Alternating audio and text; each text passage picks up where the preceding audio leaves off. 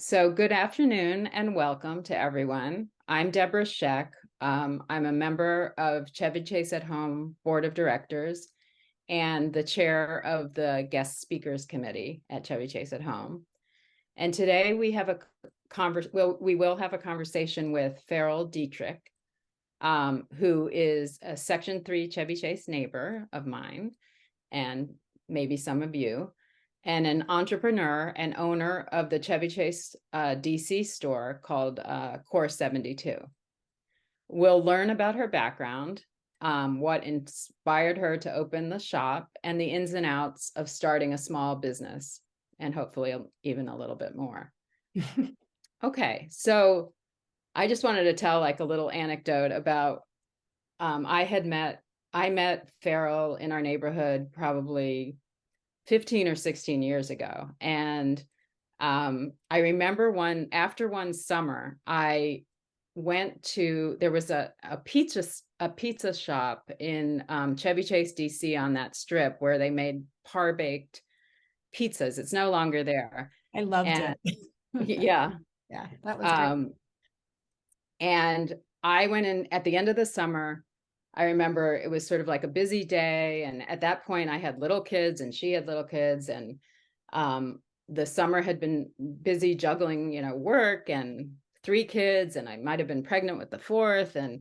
But I thought I, kind of had things together and I was kind of, had a fun summer and, I felt pretty confident, whatever. So I go into the shop and I see Ferrall. I didn't know her that well, but, we said hi and we sort of made small talk, and I asked her about her summer, and she just, very modestly just said, oh, it was good. And, we had some adventures. And so I asked her, we were waiting for our pizzas and it took a while to come out. And I asked her a few more questions and I was like, well, what did you do this summer? And she said, well, I took my 4-year-old and my 2-year-old and my dog, and we drove cross country in my vintage Land Rover and by myself.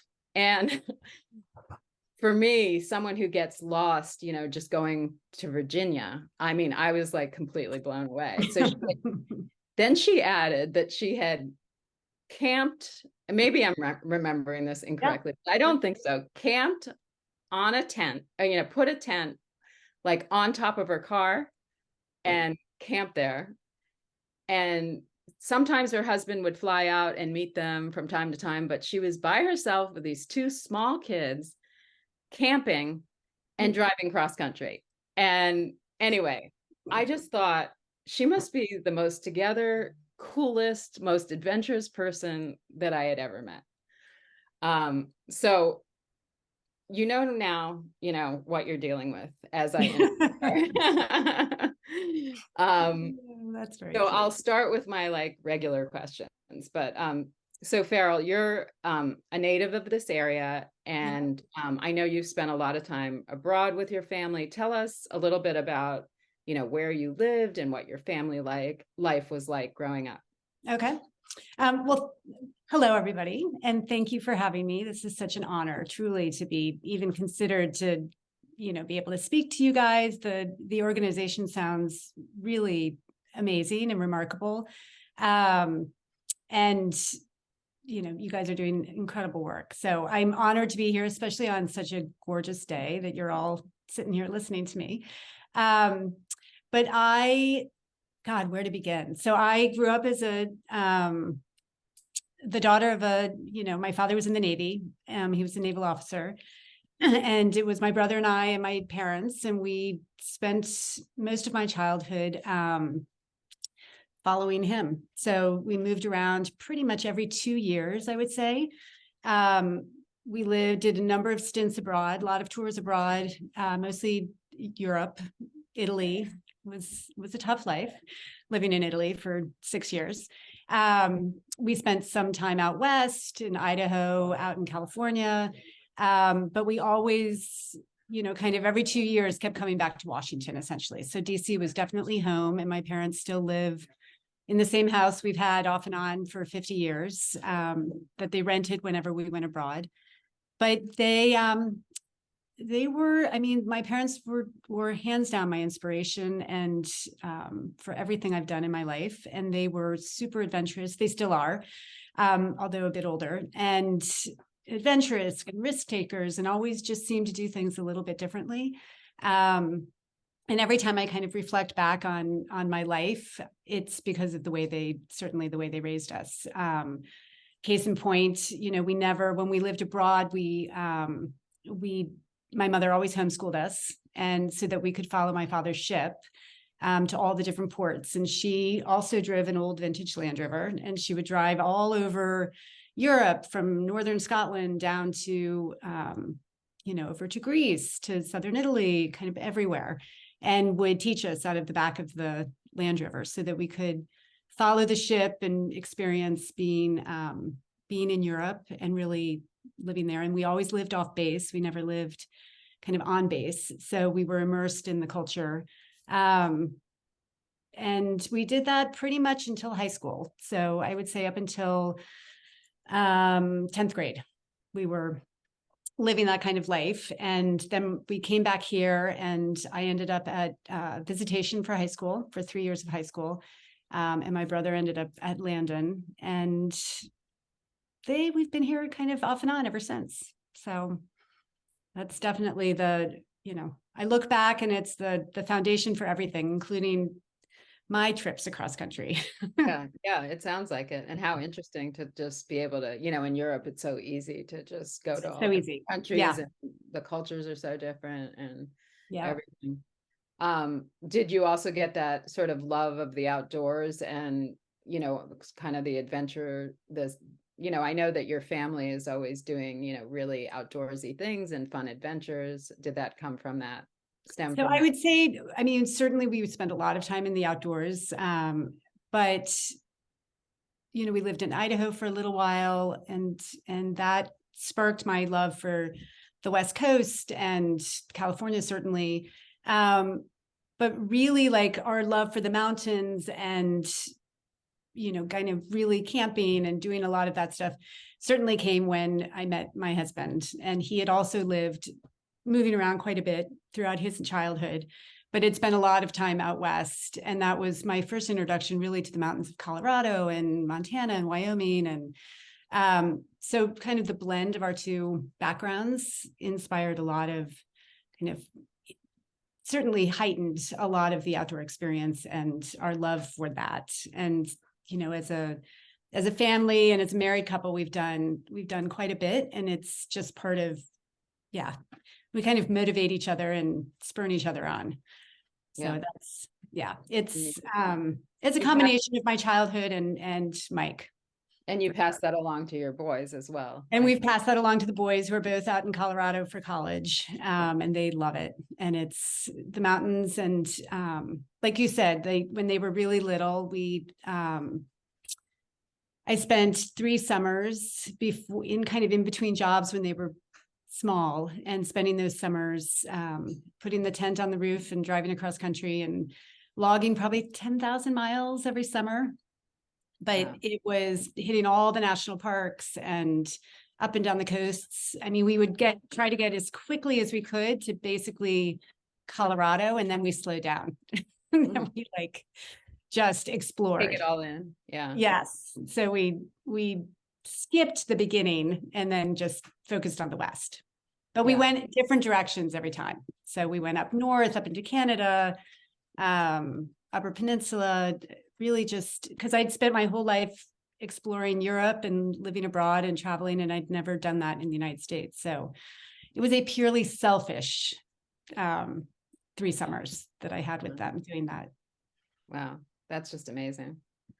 So flipping a little bit to your education and everything, you majored in Russian studies at Colby. Did you think you would sort of pursue an international career, or did you?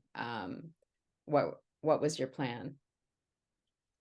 So I had never been to Maine before, and again, it was going to a place that I'd never been. So I thought that'd be kind of interesting. I loved it. It's very different than any place else I'd been. Very cold, but I loved Colby. And the interest in Russian Soviet studies, it was during Glasnost, so it was quite a while ago. And we had to take a language, and I'd taken French in high school, and I really didn't want to take French anymore. So I decided to take Russian, and then I fell in love with the Russian language and decided it was a brand new major at that time. And we focused on Russian Soviet studies. We traveled to Russia quite a bit. And I had always thought that if I wasn't going to be a vet, that I was going to be a spy.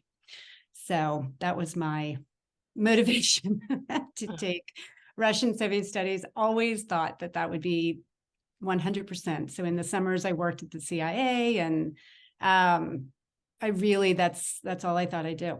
And came back to Washington after college with that in mind. And, one thing leads to another. You take, as I keep telling my boys, there's no straight path, and you never know where you're going to end up.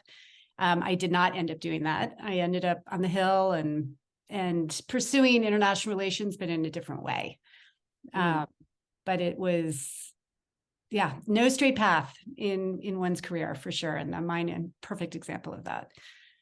Yeah. Well, it makes it more interesting that way. And then why did you feel like you needed an MBA, or why did you want to pursue an MBA? Right. After the Hill, I went and worked with the Japanese embassy for several years. And then I left and went and worked for a small company downtown that did a lot of export-import type work. And it was run by it was a small business, kind of a family-oriented company. And, it was super challenging. And, because it was so small, you really were kind of thrown into doing just about everything. And there were a lot of things that I didn't feel like I knew that I needed, which is why I went back to business school. So I had never worked in the business world before. And so I just thought I needed that kind of foundation. So I left that position and went and worked to business school at Maryland, and loved it. And then it just kind of opened up, other doors. And I went to Arthur Andersen right after business school. I'm not sure I realized that that's not what I wanted to do until I did it. And very quickly I learned that was not the career path that I needed to be taking. So you weren't, when you were in business school, you weren't really thinking like, I wasn't thinking entrepreneurial at the moment, but I was thinking more that I needed a foundation in business, and to have that kind of as a background and a solid base from which to jump off of. But I wasn't quite sure the path that it was going to take me down. And consulting seemed to be a nice segue into the business world. But I did government consulting, and I didn't love it. It was not for me. So within a year, I was able to take a sabbatical. Both my husband and I took sabbaticals from our jobs, and he was at Booz Allen Hamilton at the time. And we took a year, and we had the opportunity to travel. And so we kind of hit a huge list of the places that we always wanted to go, and spent a year traveling. And we went to, kind of camped and backpacked all over Asia, and went to Bhutan for a month, and climbed to the base camp of K2, and experienced quite a bit of overseas. We were supposed to do a lot more, and then 9/11 happened when we were on the border of China and Pakistan. And we heard about 9/11 about 3 days after it had actually happened, because we were so remote. And when we learned about it, we heard that the entire city of New York and all of Washington, D.C. was gone. And that's, of course, where our families were and all of our friends. So it was a different experience for sure. But once we were able to kind of touch base with everyone and know that everybody was okay, and talked to my parents and, should we come back? Is this, and they're like, no, there's nothing to come back. Just keep going. Like, so we spent another 6 months overseas and then came back. Wow. But then I came back and realized that I didn't want to come back to Arthur Andersen. I think 9/11 was one of those things that you're like, life is too short. Let's go do what we really want to be doing. And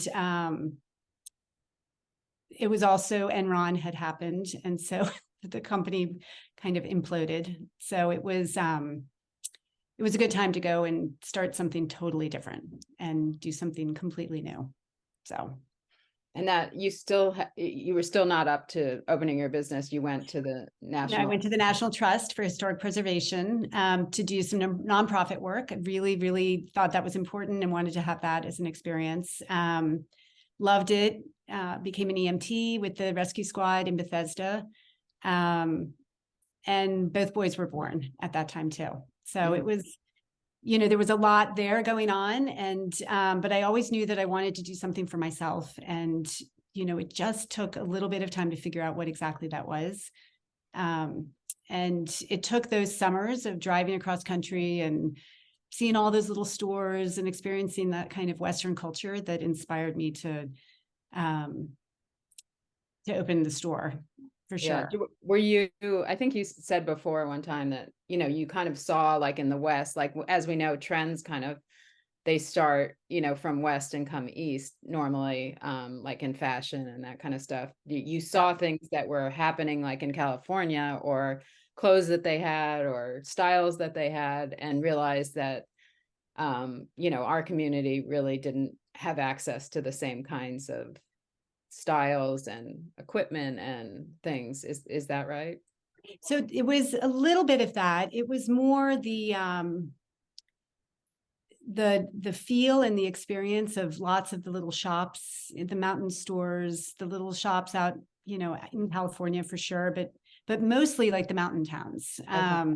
We had spent a little bit of time living in Boulder, and there was just so many like little outdoorsy stores that really had a very local feeling, a very community oriented feeling. You could find lots of different unique brands that you couldn't find here.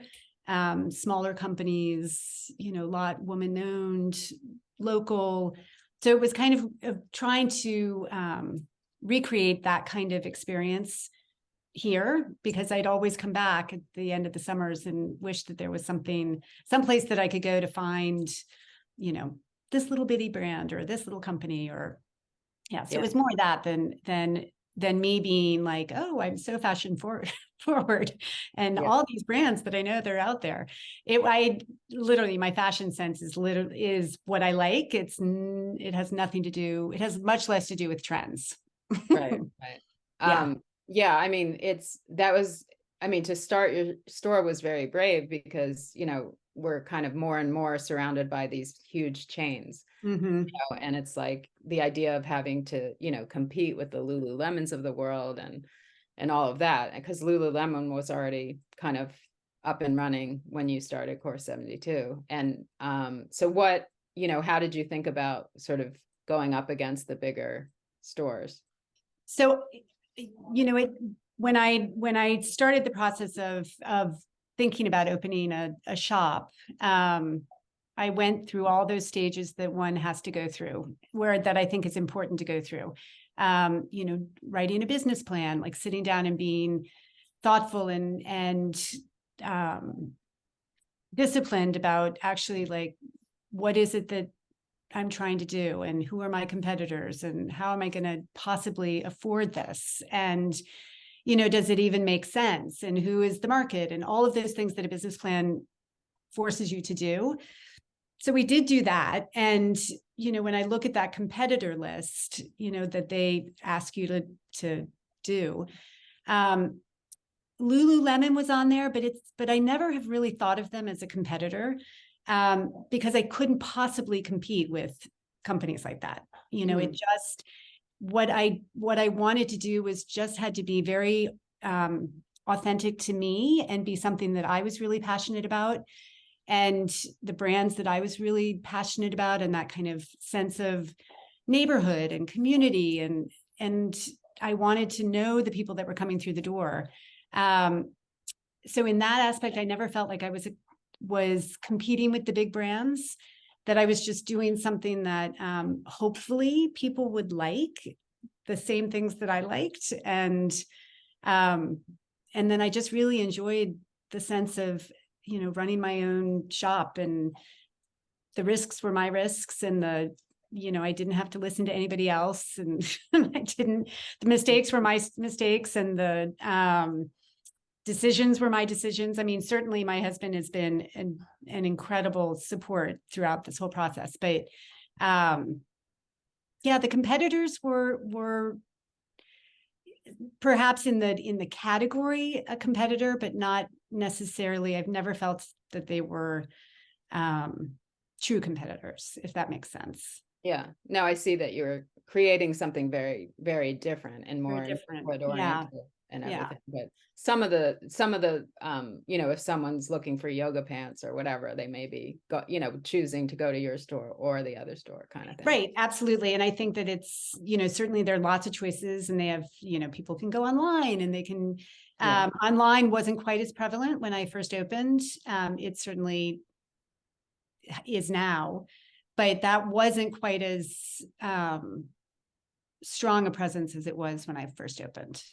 Yeah. So after you did your business plan, then walk us through what happened next. Like, did you find investors? Did you have a network of friends and family to help you? How did you move forward? So I had a dear friend who I remember sitting down with in Colorado, and we were out there with all of our children. And I was talking to her about the fact that I was thinking about doing this, and it's like, oh, it's so much money. I don't even know, like, it's so scary. And she's like, just do it. It's only money. It's only money.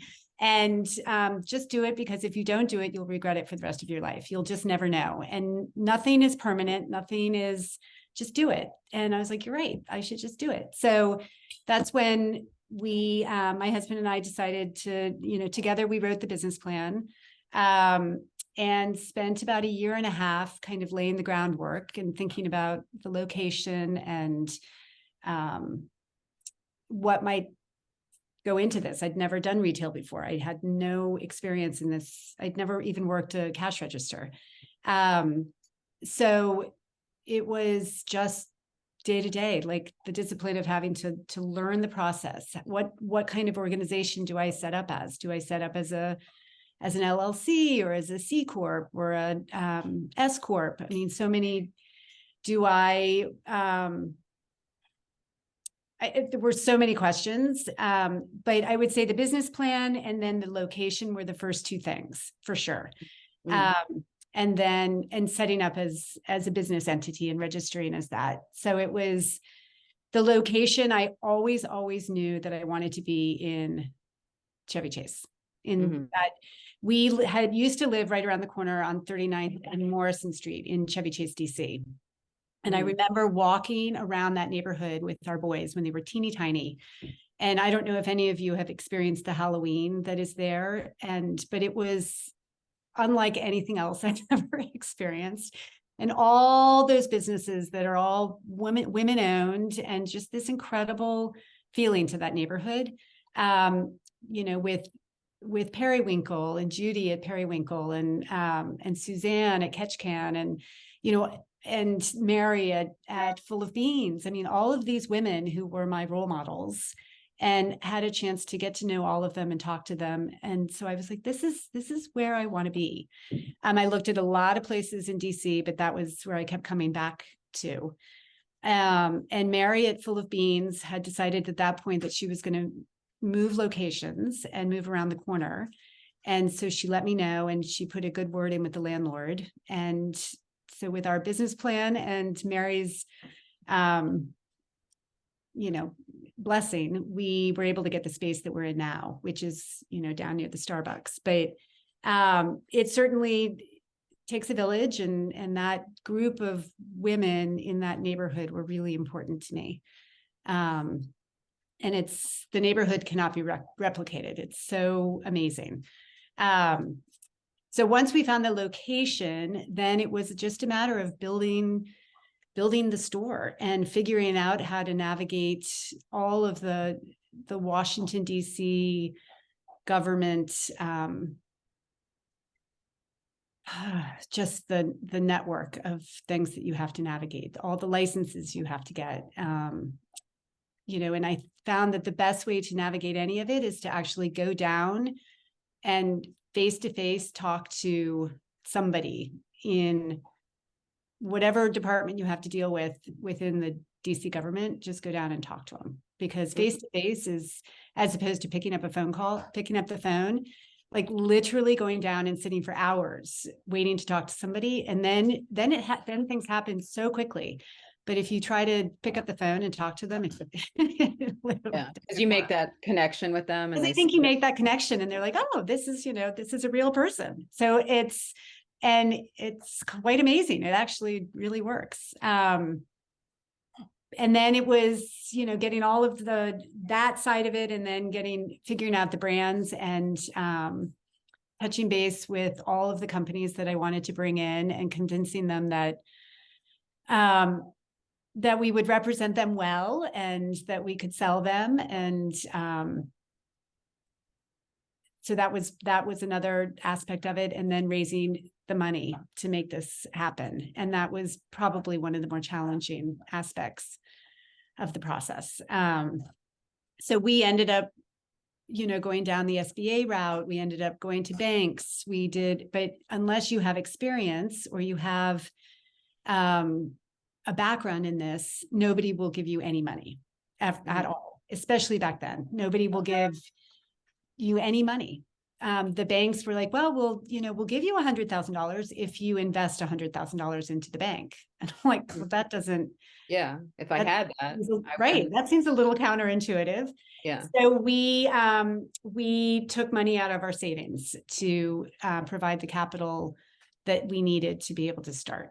So that must have been a little nerve-wracking, but you are a risk taker. So. Yeah, it was. Yes, exactly. No, it was, we had faith that we would be able to make it back, but you have no idea whether anybody's going to walk in the door ever. Like people could walk in the door and say that this is just, what are you doing?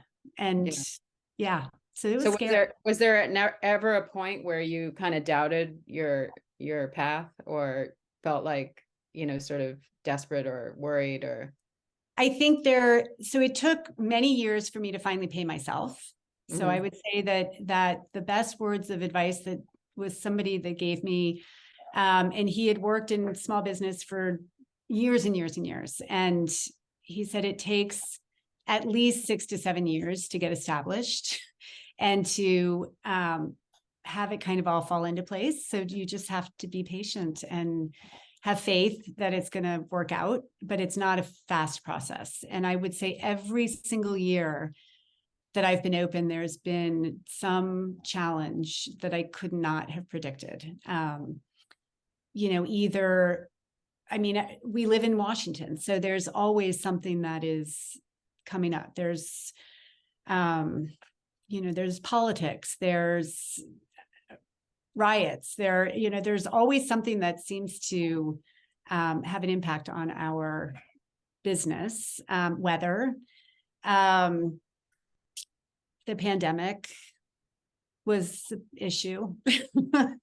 2017, 2018 was when the online marketplace really, really took off. And across the board, I think every single small business owner that I have talked to, those were the hardest years for sure, because that was when people were just going to online business in droves. So those were the years that we had been kind of year after year growth, and those years were starting to go backwards. And that was really scary. That was really scary because I didn't know I had to take out loans, make sure that we could stay afloat. We had a lease that we had to satisfy. I couldn't walk away, but and then the pandemic hit. So 2017 through 2019 were really tough. years for Right. sure. And then the pandemic, which added Yeah. even more. And then the pandemic happened, and we all lived through that. Everybody had their own issues with it and their own struggles and frustrations. And as a small business owner, once the beginning was really scary, and we had to close for 3 months and we couldn't let people in the store. But we also, at that time, we had it was spring, it was March. And so we had all of our spring inventory and summer inventory coming in, and nowhere to put it and nobody to buy it. So it was, we had kind of had to figure out very quickly what we were going to do. I remember you had some online presence, and you would deliver things to people's houses and things like that. We did. So I did not sell online at that time. So I very quickly put up an e-commerce site. And so I started to, I had a website where people could buy, but for the most part, we really depended on emails, and we depended on social media. And my coworker and I did videos and constantly to show people what we had in the store. And then we would do home deliveries. And so at one point we were doing probably 50 deliveries a day around the DC area. And we would drop things off at people's houses, and they could try it on. And then if they didn't like it, we'd go and pick it up. And so we just happened to be, the only thing that got us through is that we had clothes that people were wearing during the pandemic. Right. So we weren't selling, couture dresses or things that people had to go to work in. We were selling sweatpants and joggers and comfortable, cozy things that people were that's all we were wearing. So it was, right. So that was very fortuitous. That was very fortunate. And our customers were amazing. They got us through it 100%. And I also took out every grant and loan that there was to take out. And I'd say the federal and state loans and grants were absolutely critical to getting us through it for sure. And then at one point, you had a second store for a while, and hadn't you sold it right before the pandemic? Or I did. I had a second location for 5 years. So I had where I am now for 2 years, and then decided to open a second location over on Wisconsin Avenue in Cathedral Commons. So just north of the cathedral. And was there for 5 years. Great lesson. I learned a ton. I will never do it again, but we closed right before COVID happened. So we closed in November of 2019. Yeah, that was really lucky. That was really lucky. Yeah. During the pandemic, right? Yeah, I was super lucky. I remember thinking that, like, good thing you consolidated. Oh, right? I mean, to carry one was hard enough, but to carry two would have been challenging. And I'm really glad I opened the second. It was a great experience. I have a lot, kind of expanded my customer base. It was really good marketing, but it was tough to hold to. They always say that you either, stay small and have one location, or you go big and you have investors and you have more than 5. But the efficiencies weren't there. The scale wasn't there with 2. It just was more inventory, more expenses, more work, and no life. So at the end of our lease there, I definitely was like, let's go back to one and just really do one well and focus on one. Yeah. So what's your main way to market yourself and advertise? Word of mouth. Yeah. Yeah. So it's a real neighborhood feel, and everyone just hears about it. Yeah. And it's been like that since the beginning. And I've never spent money on PR. I've done all the little things, that are out there for like the Washingtonian magazine, or, like little things like that. But honestly, none of that seems to have really done the trick. I think We did in the beginning a lot of pop-ups at different, school bazaars and different yoga studios or different workout places, or any sort of place where there are pop-ups, we would participate, and did that for years in the beginning.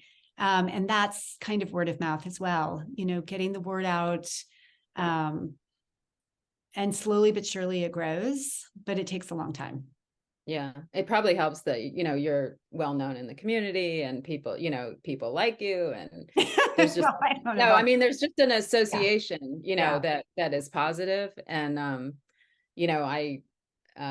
think that it's hard to invest a lot of money in marketing and not knowing, what's going to yeah, work and what's not going to work. And so yeah. it's interesting that even a store like that, you can sort of make it happen with word of mouth, I think. It's and it takes a long time. It definitely takes a long time, but we didn't have the money to be able to really throw it into huge marketing campaigns or spreadsheets or, like photo shoots, and, just little things would come along, local marketing type things that we would take advantage of. But I think honestly, it's been people telling their friends, or somebody saying, oh, and we give a discount to fitness trainers and to, people who wear our clothes in front of people, and that helps as well.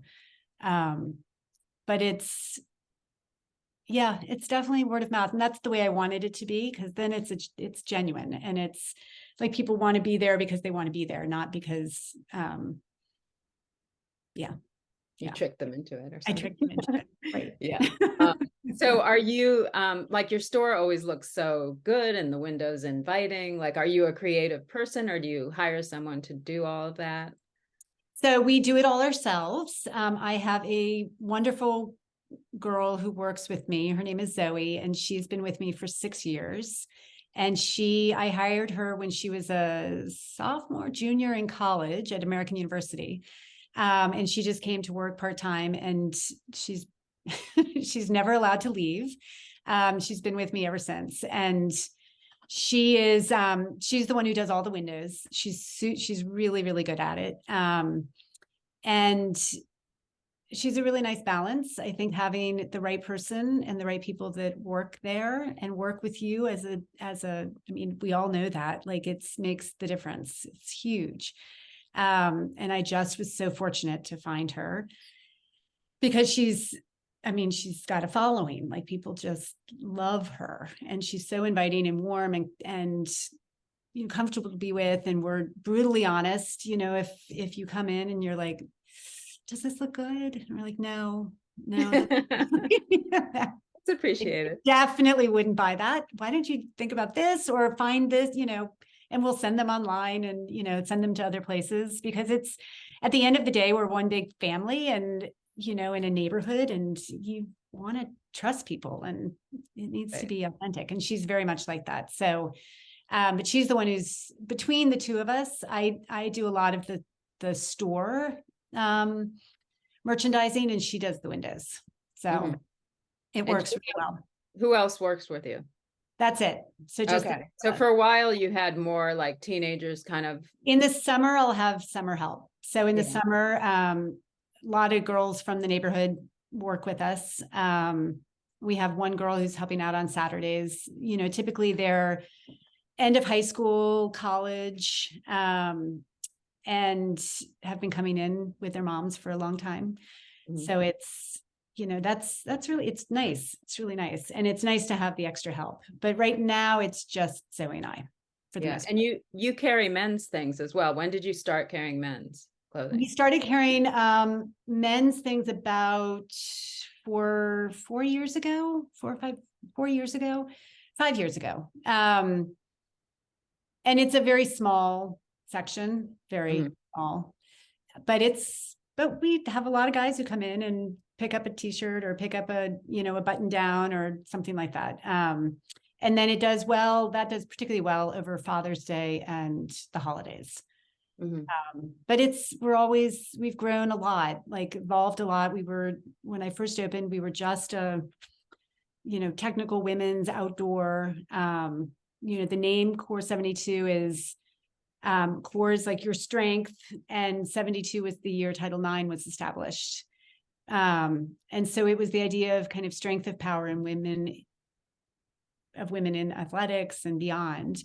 So it was just women focused, just technical, just outdoors.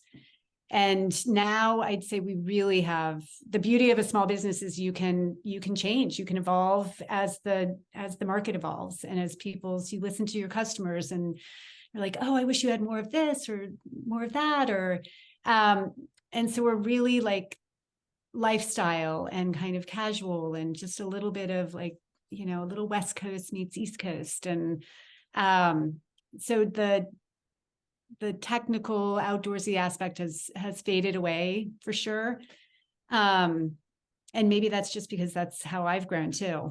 I've become less like hardcore run long distances and much more like, oh, I'm going to walk the dogs and take a stroll through the woods. And so it's evolved as I've grown up too. Yeah, it's interesting how fashion has changed. I know for myself, like I used to go to work out or do something and I'd be in a certain clothes for working out, and I would never think of like continuing my day in those clothes. I would, 10 years ago, I would come home completely changed. I mean, even if it wasn't an issue of being too sweaty or anything. Yeah. And I would have completely different clothes. And now, even though I'm, probably too old to be doing this, I'm like, I think nothing of being out in my workout tights. And I mean, and that's sort of similar for everyone. Like, the whole way that we approach, what we're wearing and where you can go wearing these super casual or gym clothes, is completely different. So you kind of have to like evolve. I mean, that's good for your business because you do have the more fashionable kind of going out clothes and that kind of thing. But even the quote unquote workout clothes are kind of everyday clothes now. Yeah. And it's interesting though. You do see the trends and you listen and you hear, and I feel like, where at one point we may have carried like 4 racks of leggings, it's maybe like half a rack. And, people are getting they want to wear more tailored clothes. And, denim is really back again. And things that we can, do a Zoom with, but then, where we look nice. So it's getting a little bit less yogi and, just running clothes. And I think we're really, really moving away from that. And people are dressing up again, not really, really dressed up, but definitely looking like a nice sweater and a pair of jeans and boots, just definitely moving away from those kind of leggings every day to a little bit more tailored. It looks nice. It's good. Mm-hmm. So we're trying to kind of keep up with that too. I mean, I'll never sell couture dresses, but so it's just kind of paying attention to honestly like what people are looking for as they come into the store. Yeah. What I like is almost everything you have in your store, or everything, is super comfortable, which is it has to be soft. Yeah. I think as we get older, it's like, why would you wear something that isn't comfortable? It just doesn't make any sense. Or soft. It has to be pettable. Yes. No question. You have to be able to pet it. Yeah. Yeah. All right. I'm going to ask one more question in a second. And then if you've been thinking about questions that you might want to ask Ferrall, please put them in the chat and I will ask her that after I ask my last question. So a great interviewer, Guy Raz, is a distant cousin of mine. And so in preparing for this, well, not really in preparing, I always listen to his podcast, and he has one called How I Built This. And he always asks at the end of these kind of interviews, how much of your success do you think has to do with hard work, and how much of it was luck? I would say the luck. I mean, there's always a degree of luck. We're still here, which is pretty lucky. I think there's definitely a degree of luck there. I mean, we're in our 11th year, and I feel like that's to me, that's lucky. The fact that we were a little bit ahead of the trend of, kind of comfortable casual clothing, had less to do with my anything than I think that's luck. But there was a lot of hard work. I mean, there was definitely so much hard work and so many sleepless nights and risks and not knowing and what I was doing and learning. And so I'd say 75-25 hard work, luck. But it's the small business and entrepreneurial life is super rewarding. I love it. I have one less tooth because of it with grinding and just the stress. But I think that comes with every job. I think that there's, whatever we do, if we're taking risks and doing something out of our comfort zone, there's going to be stress and there's going to be uncomfortable parts of it, but then there are going to be some really amazing rewards. So, not sure I'll be doing it for the rest of my life, but I certainly am enjoying doing it now. Great. So just turning to the chat, there is a question in there already. I don't know if Jillian, if you want to unmute yourself and ask it. Yeah, I was interested in your, because I've had a zillion careers. Yeah. So I was interested in your transition from, I guess it was the Japanese embassy was sort of the last kind of intelligence or national security job you had, to the import export, and what was kind of going on in your head and your heart that you made that transition switch there. Yeah. So the Japanese embassy it was such an interesting position. And so there were two of us there, and we were two Americans, and we were the only Americans at the embassy, and we were the kind of the representatives of essentially the United States to tell the Japanese diplomats, kind of make sense of what's going on the Hill. And, so it was really interesting. I was the only woman. Super interesting, really, but not a job that by any means I was going to spend the rest of my life doing. I mean, it just, I was there for almost 4 years, but it wasn't the type of job where there's no growth. You're kind of as high as you can possibly go.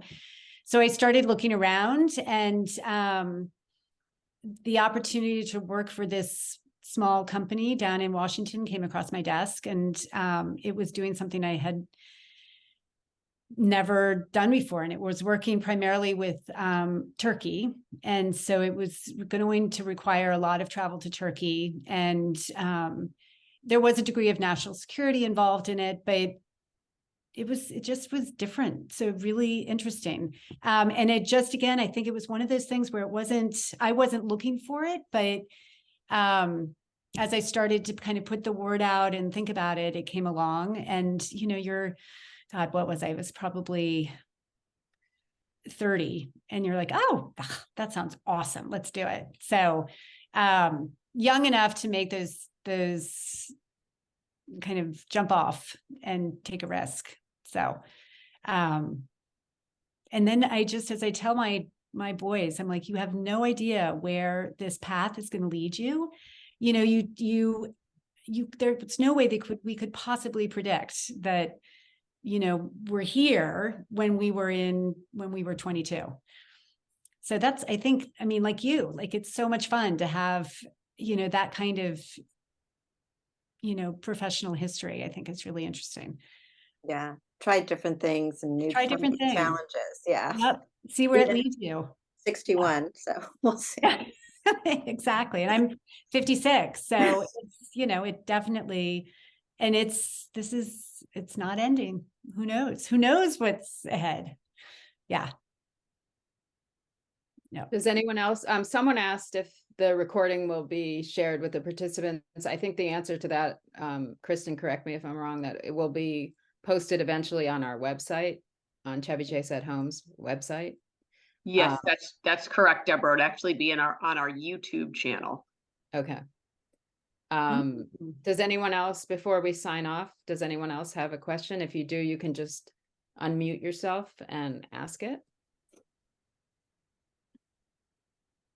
If not, Just wanna say this was fascinating, and thank you both very much. Oh, of course. oh, good. That sounds like Susan. That was Susan. Thank you.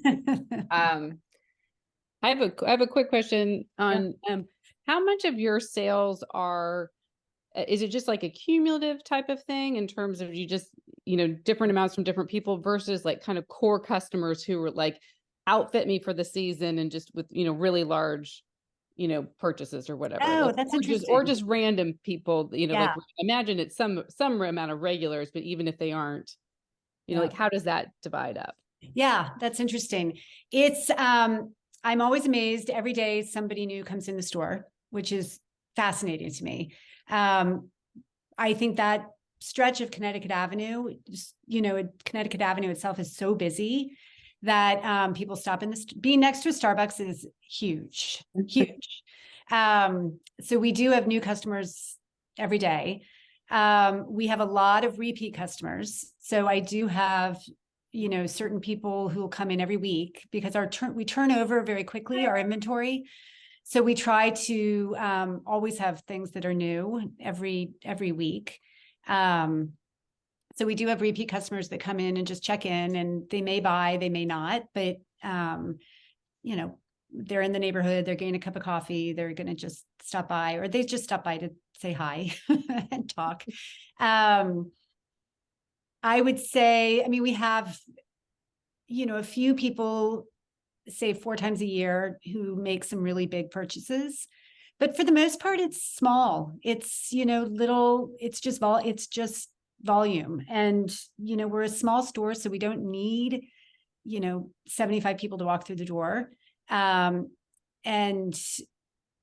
the price points are, it's not inexpensive, but I also try really hard to have kind of a broad range of price points. But the fact that the brands are, smaller companies, typically made in the US, the price points tend to be a little bit higher. So your average sale, is a little bit higher. So you don't need, again, a huge volume of people. It would be harder if we were selling just gift cards, for example. Then we would need, a really huge number of people to walk through the door. But it's a mix. But I would say it's more repeat, new, and a lot of regular customers that just come by, every month or every 2 months or every week. Yeah, so a whole mix.